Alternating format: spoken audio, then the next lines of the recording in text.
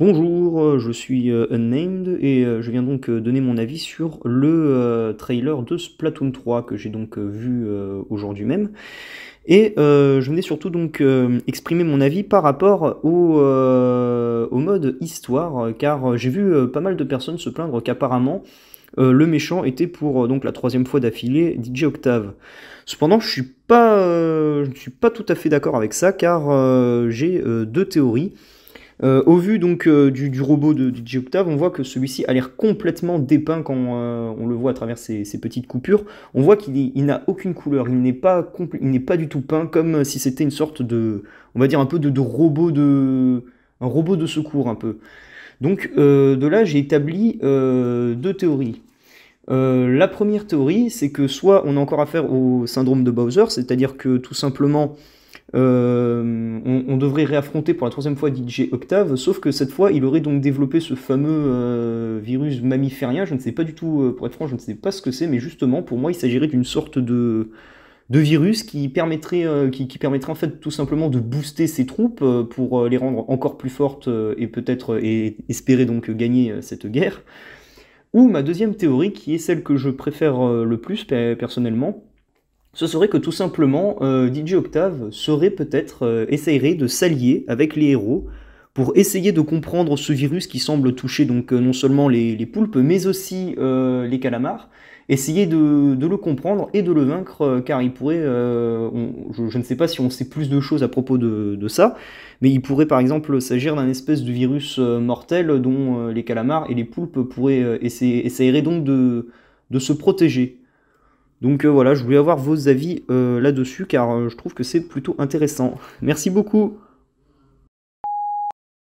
Très hâte de me faire de nouveau humilier par des joueurs du monde entier sur de nouveaux terrains avec des nouvelles armes que je ne maîtriserai pas du tout, bien évidemment. Bonjour, je suis PA, je suis organisateur et joueur compétitif.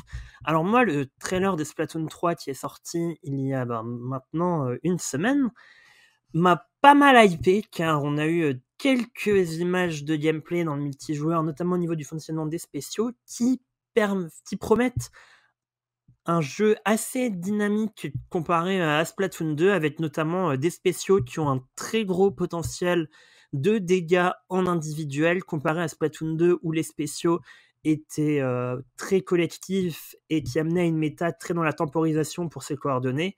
Je pense que Splatoon 3 au niveau du gameplay va apporter un très gros coup de fraîcheur de ce côté-là. On va se rapprocher davantage de Splatoon 1 sur cet aspect avec quand même un découpage assez stratégique parce qu'on a des aspects défensifs comme le bouclier ou même le crabe d'assaut, bon lui il est un peu plus hybride, des spé offensifs avec le super mollusque et le bazooka et un spé vraiment support pour moi support défensif qui va être le Hopperser 5.1 et ça me hype beaucoup.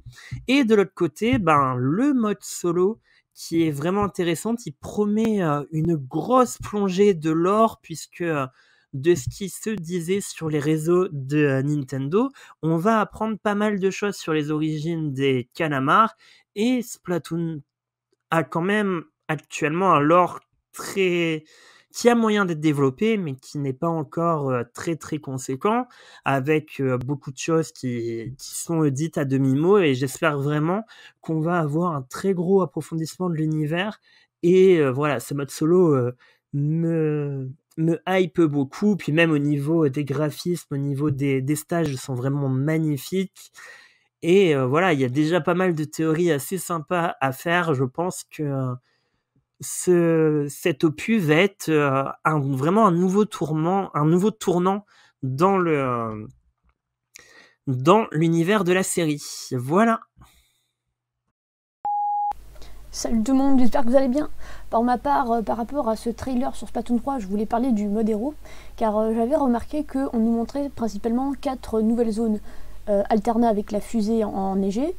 L'autre ville qui est en inversée, que j'appellerais Néolumière en référence à Mythopia pour ceux qui y ont joué, une zone désertique et une autre qui est très similaire au mode héros qu'on a déjà connu dans Splatoon 1 et Splatoon 2 au niveau de la structure des niveaux visiblement.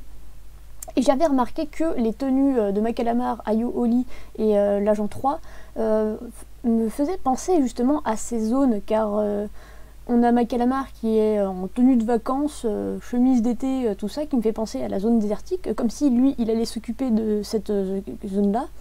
Ayo qui s'occuperait de la Néolumire.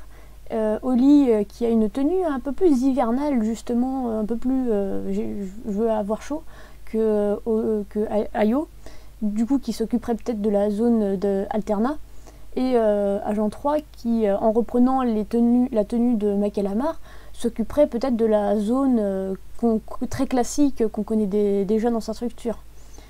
Voilà, j'espère que mon avis vous plaira et je vous dis à plus. Le trailer m'a beaucoup plu, que ce soit par rapport aux armes secondaires, les maps, le style aussi, les marques qu'on a vues, les marques de vêtements. J'ai vraiment hâte de pouvoir tout utiliser. On a vu aussi un peu plus sur la ville, qui a l'air vraiment stylée, et du coup, oui, qui est en rapport avec le dernier Splatfest de Splatoon 2, qu'on avait choisi KO ou Horde. Du coup, c'est KO qui a gagné, du coup, voilà le résultat. Mais vraiment cool. Et le mode histoire aussi, j'ai trouvé ça incroyable. Le retour des mammifères, peut-être qu'on en saura plus sur Charbitre. Du coup, vraiment hâte. Et aussi le retour de certains personnages